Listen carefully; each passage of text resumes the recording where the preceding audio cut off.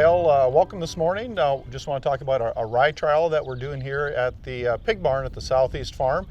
And you might ask why we're doing that, and you've already heard about agronomically why it works on the beef side.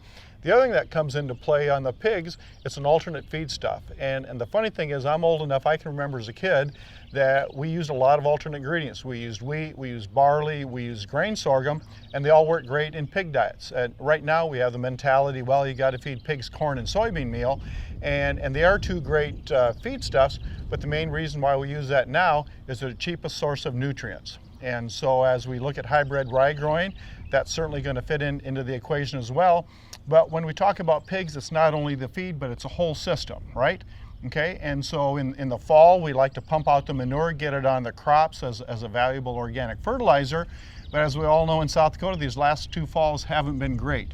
You run into a wet fall, and it's really hard to get that manure on the crop grounds. So that's one of the sweet things about having rye into your cropping system. You can combine that at the end of July, first part of August, and all of a sudden you've got a month and a half of dry weather. You can pump manure on that soil and works out really well. So that's one of the reasons why we're looking at it. But again, the other thing, how does it work feeding pigs? And so we're doing a trial down here. We got pigs from our swine unit up in Brookings, brought them down here, and we're looking at 4 different treatments. And so in the first phase, it's going to be 100% corn. The next one is going to be 17% rye, 33% rye, and 50% rye.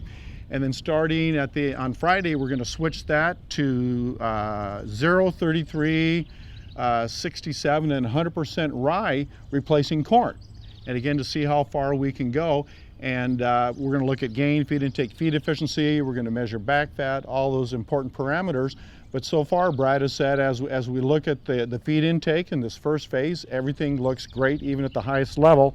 And it's kind of interesting when you look at these two. Obviously, the one right here is 100% corn, bright yellow and everything like that.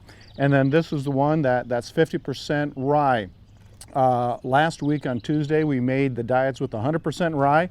And actually, this is going to be not much yellow in there.